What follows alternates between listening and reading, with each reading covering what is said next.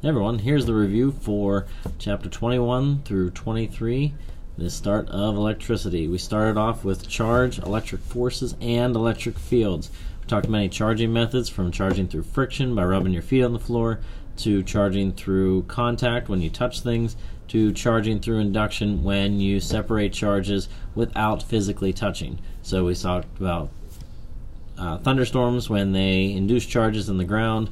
We talked about how much charge you can gain by taking the number of protons or electrons and multiplying by that fundamental constant, that 1.6 to the negative 19th. That'll give you the total charge on a certain body.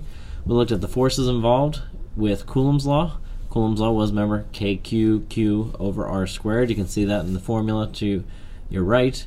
They don't have the Coulomb constant as K. They have it written as 1 over 4 pi epsilon 0.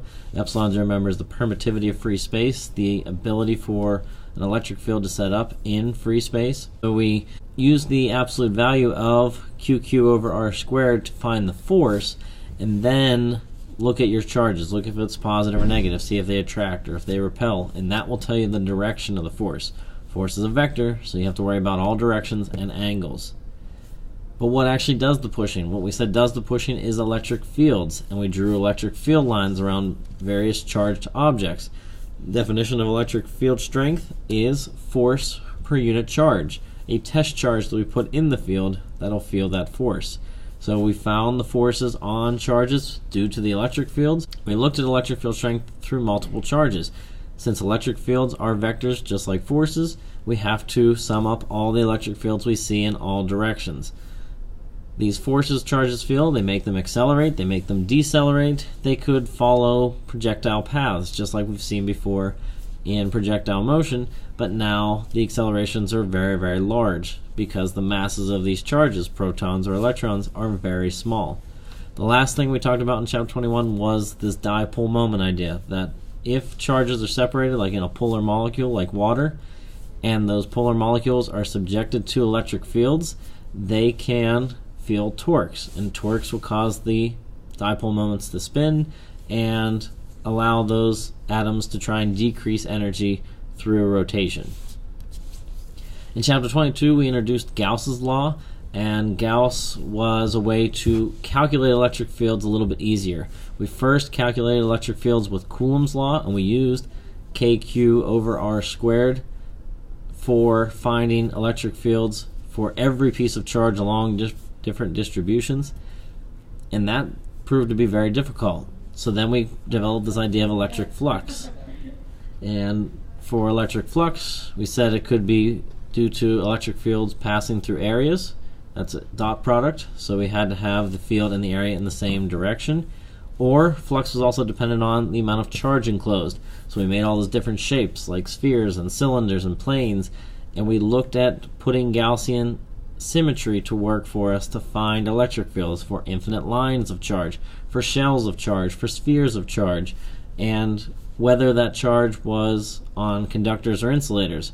We saw that charge on conductors were on the outside of the conductor, and the electric field strength would drop to 0 inside a conductor.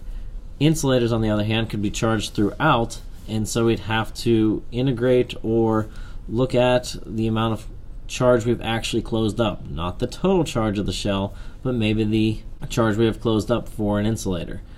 And we did do electric fields for different charge densities that definitely weren't uniform, like when we did the volumes that were BR or B over R. So look at those scenarios again, practice those problems to calculate electric field strength for many different scenarios.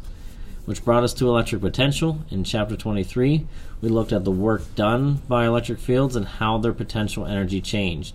We looked at just taking 2 point charges and trying to move them close to each other. The energy a point charge has is based on KQQ over R, and you can see that in the bottom right here.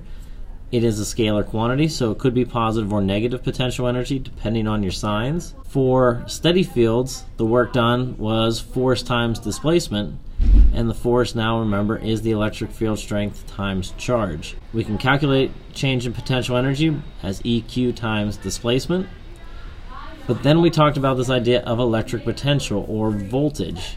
That was the idea of energy per charge. Again, you can see that in the bottom right hand equation. Energy is charge times potential or voltage.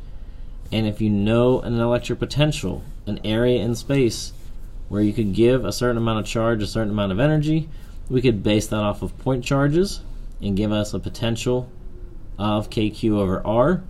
And our general formula there is written as voltage is the negative integral of E dot dr. So you can take any electric field, put it in that integration, and figure out your electric potential. The reason it's negative is because if you follow the electric field, you will decrease your potential or your voltage as you move with the electric field. The field's doing the work, so you lose energy. We visualize charges as hills and valleys, and with those hills and valleys, we were able to see why it was so hard to push a charge towards another positive or take that test charge and drop it down towards a negative. So we looked at charge disks and spheres and shells and lines, and we found electric potentials based off of all those different distributions. We used Gauss's law to find the electric field strength, and then we put that electric field into our voltage equations. Electric fields, if you rearrange that second equation, you can solve as dV over dx, which is the change in potential over a distance. This helped us out in equipotential surfaces.